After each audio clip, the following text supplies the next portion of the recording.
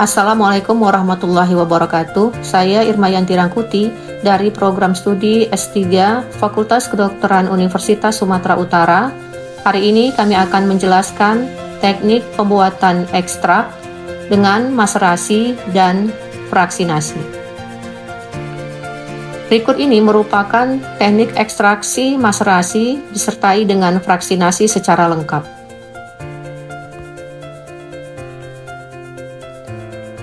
Berikut ini merupakan penjelasan untuk ekstraksi dan fraksinasi bahan alam yang merupakan dasar metodologi penelitian fitokimia dan farmakologi. Penelitian bahan alam tidak dapat langsung menggunakan simplicia sebagai objek uji biologis, di mana senyawa-senyawa bioaktif yang berada di dalam matriks sel tumbuhan ini harus dilepaskan terlebih dahulu,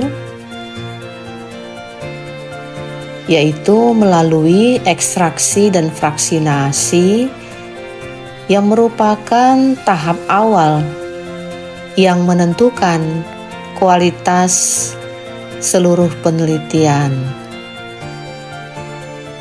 Kesalahan pada tahap ini tentunya akan berdampak pada hasil uji fitokimia, kemudian aktivitas biologis, dan interpretasi mekanisme kerja. Metabolit sekunder ini merupakan senyawa hasil metabolisme tanaman yang tidak berperan langsung dalam pertumbuhan, tetapi memiliki aktivitas biologis. Adapun kelompok utama dari metabolit sekunder ini meliputi alkaloid, flavonoid, tanin, saponin, terpenoid, dan steroid.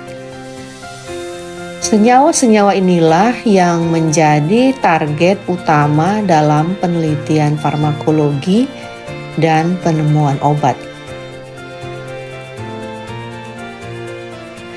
Mengapa metabolit sekunder ini perlu diekstraksi?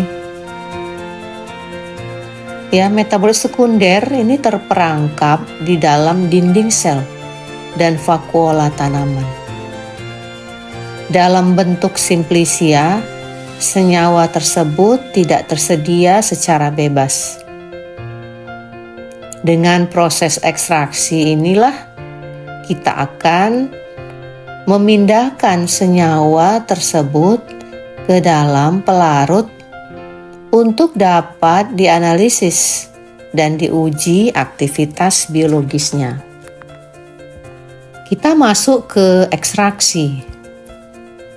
Ekstraksi ini merupakan proses penarikan senyawa kimia dari bahan alam dengan menggunakan pelarut tertentu. Proses ini nantinya akan menghasilkan suatu ekstrak kasar, yaitu campuran kompleks dari berbagai senyawa. Dan ekstrak kasar ini belum bersifat spesifik, sehingga masih memerlukan tahap pemisahan lanjutan. Apa tujuan ekstraksi sebenarnya? Ekstraksi ini tujuannya adalah untuk mengeluarkan senyawa bioaktif dari matriks sel tumbuhan.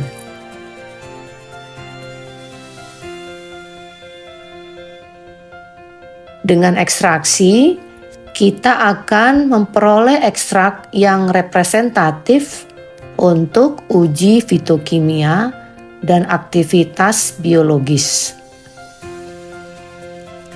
Dan juga ekstraksi ini akan menjaga stabilitas kimia dan biologis senyawa selama proses. Prinsip dasar daripada ekstraksi, di mana ekstraksi ini bekerja berdasarkan prinsip kelarutan senyawa di dalam pelarut. Adapun proses perpindahan senyawa ini terjadi melalui mekanisme difusi. Dan perbedaan konsentrasi antara bahan dan pelarut menjadi pendorong utama proses ekstraksi. Pada ekstraksi digunakan konsep like dissolves like, di mana senyawa yang bersifat polar ini akan lebih mudah larut di dalam pelarut yang juga polar. Untuk senyawa yang bersifat non-polar akan lebih mudah larut di dalam pelarut yang juga non-polar. Prinsip ini menjadi dasar utama di dalam pemilihan pelarut, ekstraksi, dan fraksinasi. Selama ekstraksi, senyawa akan berdifusi di dalam sel menuju pelarut. Dan proses ini berlangsung hingga tercapai kesetimbangan antara fase padat dan cair. Dan setelah kesetimbangan tercapai, penambahan waktu ekstraksi tidak lagi meningkatkan hasil. Apa faktor yang mempengaruhi ekstraksi? Terdapat beberapa faktor yang akan mempengaruhi ekstraksi. Di antaranya adalah ukuran partikel simplicia, jenis dan polaritas pelarut, rasio bahan terhadap pelarut, waktu dan suhu ekstraksi, dan agitasi atau pengadukan. Partikel yang lebih kecil ini memiliki luas permukaan yang lebih besar, di mana luas permukaan yang besar akan meningkatkan kontak dengan pelarut. Namun, partikel yang terlalu halus dapat menyulitkan penyaringan dan pemisahan filtrat. Untuk suhu, peningkatan suhu ini akan mempercepat difusi senyawa ke dalam pelarut. Suhu yang tinggi akan beresiko menyebabkan degradasi senyawa yang termolabil. Oleh karena itu, suhu ekstraksi harus disesuaikan dengan senyawa target. Metode ekstraksi ini bermacam jenisnya, di mana metode ini dapat dibedakan berdasarkan penggunaan panas dan teknik pemisahan. Untuk masing metode memiliki kelebihan dan keterbatasan masing-masing. Dan tentunya pemilihan metode harus disesuaikan dengan tujuan penelitian dan sifat senyawa target. Maserasi ini merupakan salah satu jenis metode ekstraksi dengan cara merendam simplicia di dalam pelarut pada suhu ruang. Metode ini sederhana, tidak menggunakan panas, dan cocok untuk senyawa yang termolabil.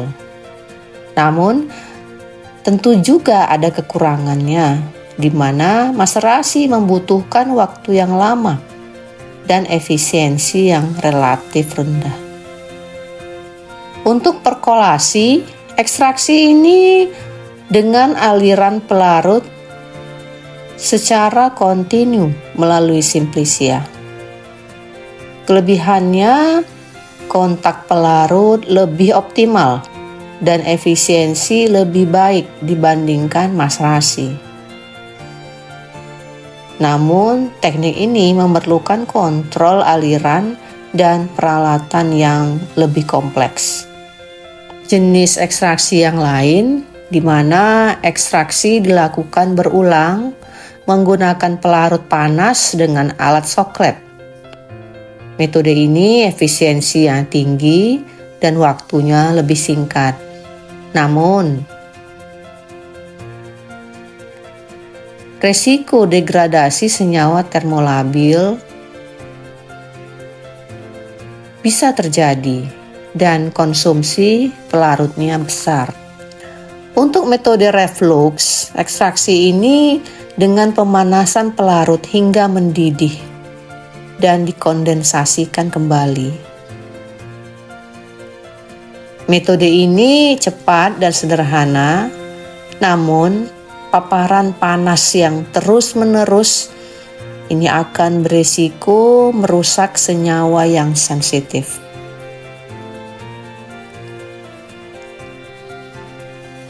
Untuk metode yang lain, ini ekstraksi ultrasonik menggunakan gelombang ultrasonik untuk meningkatkan penetrasi pelarut. Waktunya singkat, efisiensi juga tinggi.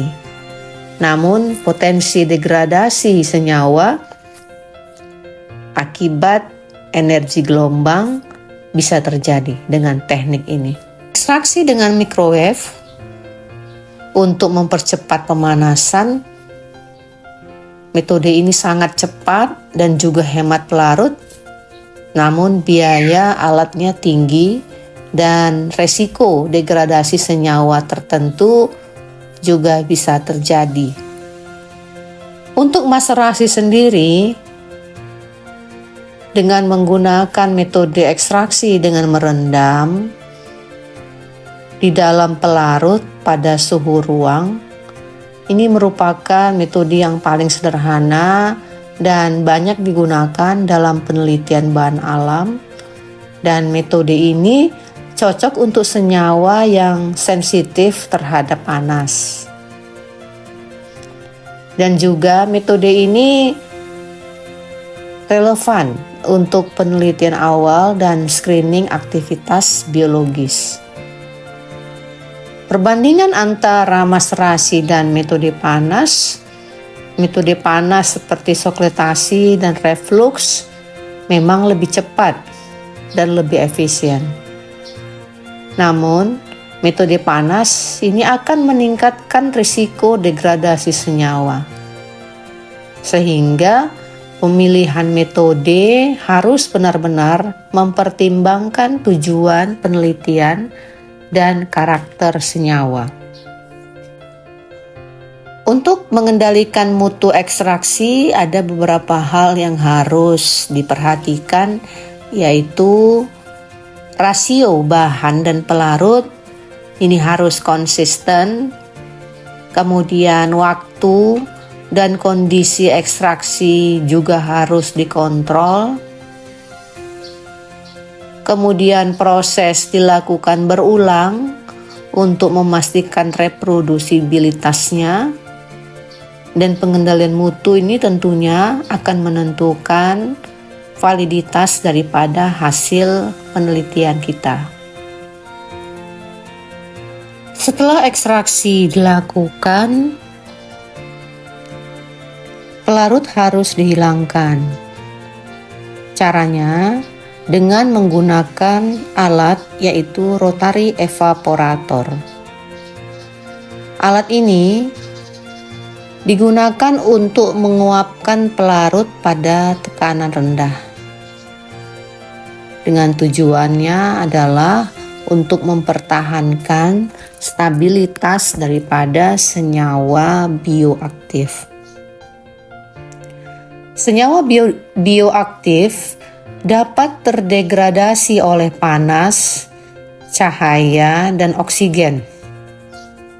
Oksidasi dan hidrolisis merupakan mekanisme degradasi yang umum. Sehingga ekstrak yang dihasilkan harus disimpan dengan benar. Selanjutnya, mengapa perlu dilakukan fraksinasi? Ekstrak kasar mengandung campuran senyawa yang sangat kompleks. Kompleksitas senyawa ini akan menyulitkan interpretasi aktivitas biologis, sehingga fraksinasi perlu kita lakukan untuk menyederhanakan komposisi daripada ekstrak. Apa sebenarnya fraksinasi? Fraksinasi adalah proses pemisahan ekstrak berdasarkan perbedaan kepolaran, di mana nantinya akan dihasilkan beberapa fraksi yang lebih homogen. Dan setiap fraksi tentunya akan mengandung kelompok senyawa tertentu. Tujuan dari fraksinasi adalah mengurangi kompleksitas ekstrak, kemudian memperkaya senyawa aktif, dan meningkatkan selektivitas daripada uji biologis yang akan kita lakukan. Prinsip fraksinasi cair-cair menggunakan dua pelarut yang tidak saling bercampur, di mana senyawa akan terdistribusi sesuai afinitasnya terhadap masing-masing pelarut. Distribusi ini mengikuti konsep koefisien partisi.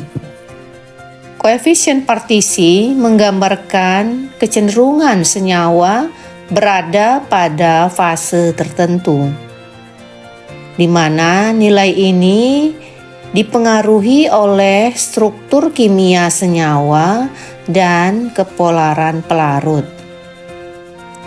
Konsep ini penting untuk memahami hasil fraksinasi.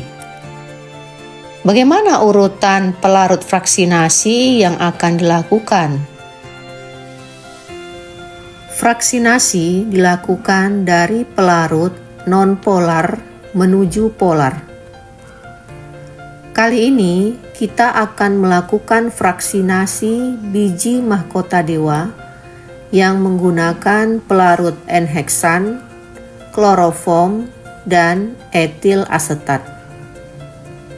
Urutannya adalah dimulai dari N-heksan, kemudian lanjut dengan kloroform, setelahnya etil asetat. Pendekatan ini akan mencegah kontaminasi senyawa yang non-polar pada fraksi polar. Corong pisah. Corong pisah digunakan untuk memisahkan dua fase cair. Pemisahan berdasarkan perbedaan densitas pelarut, dan proses ini harus dilakukan secara bertahap dan tentunya hati-hati. Emulsi dalam fraksinasi dapat terbentuk akibat adanya senyawa alami yang bersifat surfaktan. Dan emulsi ini tentunya akan menghambat pemisahan fase, dan penanganan emulsi penting untuk keberhasilan fraksinasi. Untuk fraksi yang dihasilkan, fraksi N-heksana mengandung senyawa yang nonpolar seperti lipid dan terpenoid.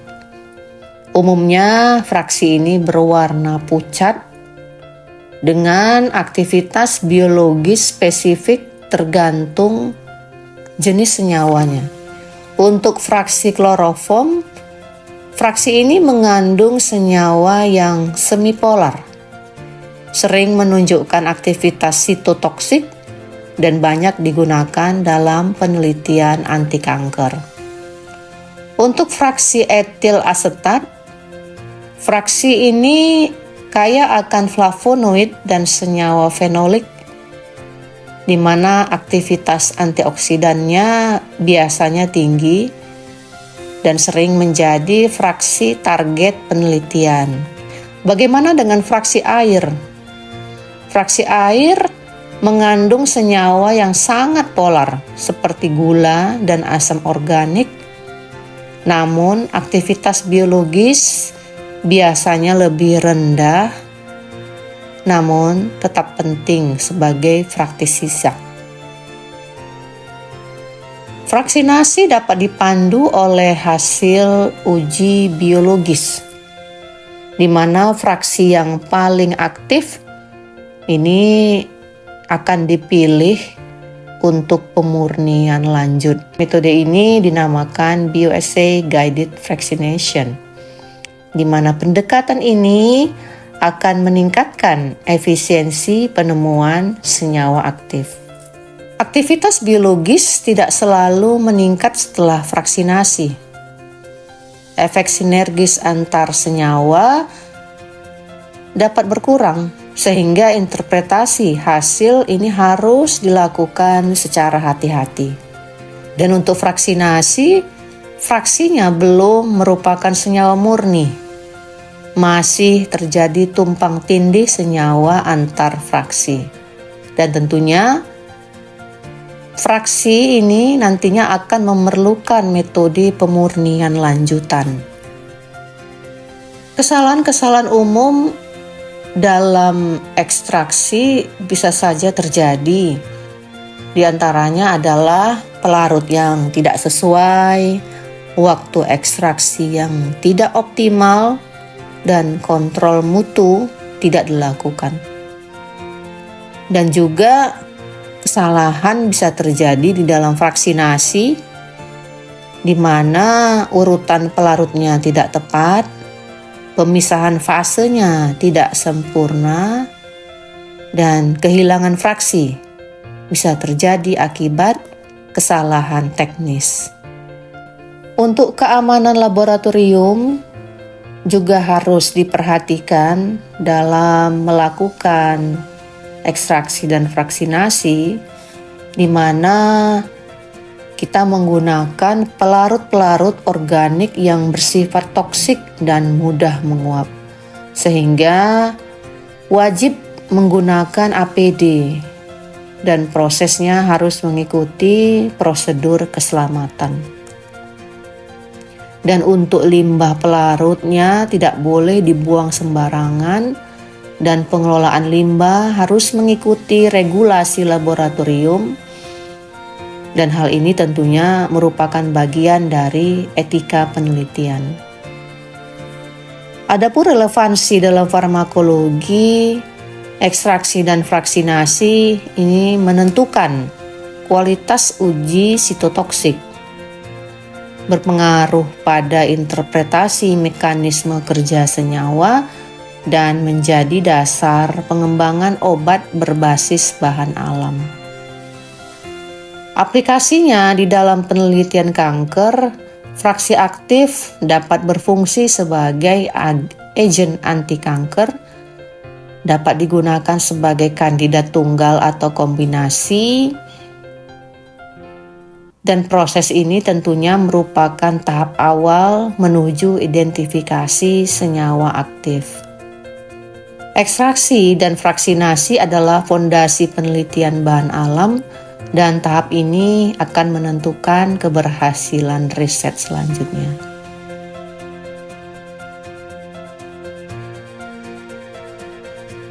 Kali ini kita akan melakukan ekstraksi, dilanjutkan dengan fraksinasi untuk biji buah mahkota dewa. Pertama, ekstraksi dilakukan dengan teknik maserasi, yaitu sampel biji mahkota dewa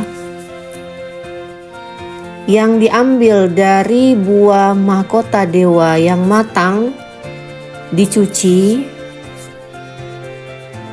kemudian dikeringkan menggunakan lemari pengering dengan suhu 50 derajat Celcius selama 3 hari. Biji yang sudah kering diserbukkan menggunakan blender.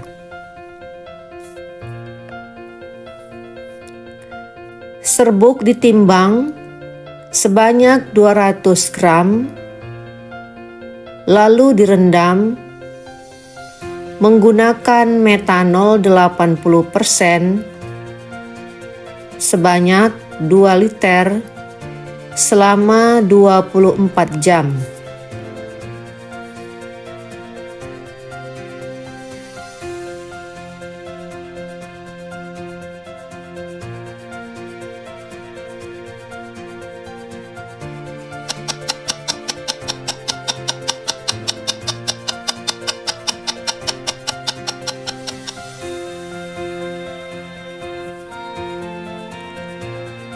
Lalu disaring menggunakan kertas saring Wetman nomor 1. Dilakukan pengulangan perendaman ampas menggunakan metanol 80% sebanyak 1 liter dan lakukan sampai 2 kali. Kumpulan semua hasil masrat kemudian diuapkan menggunakan rotary evaporator sampai kental. Ekstrak yang kental kemudian dilanjutkan untuk proses fraksinasi. Pertama, dilakukan fraksinasi dengan pelarut N-heksan dengan menimbang 10 gram ekstrak. Kemudian larutkan dengan etanol 1:1, lalu tambahkan Aquades sebanyak 40 ml.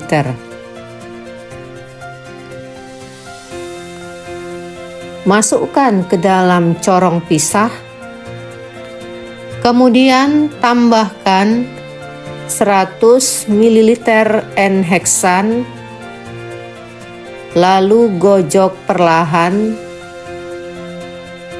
dan diamkan sampai terbentuk 2 lapisan. Pisahkan lapisan atas dengan lapisan bawah ke wadah masing-masing. Lalu, lapisan bawah dimasukkan kembali ke dalam corong pisah dan tambahkan kembali N-heksan. Lakukan hal yang sama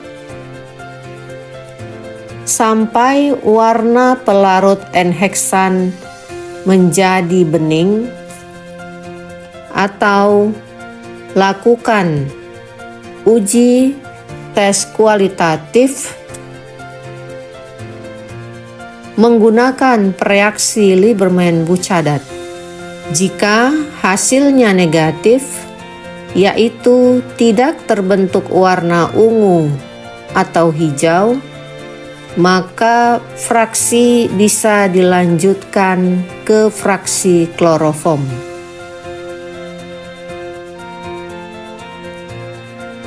Lapisan air kembali dimasukkan ke dalam corong pisah.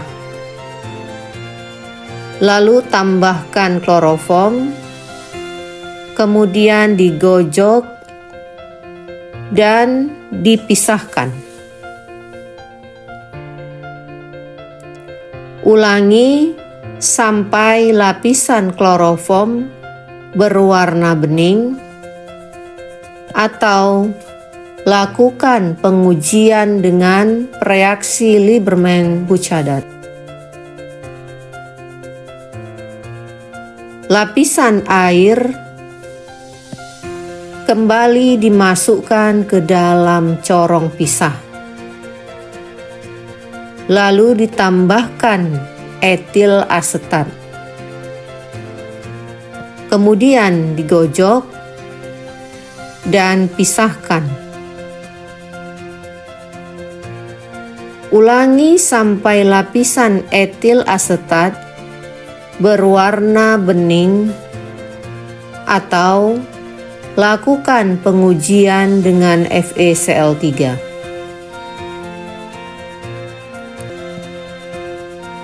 Setelah semua fraksi selesai, lakukan pengentalan menggunakan rotary evaporator sampai masing fraksi menjadi kental.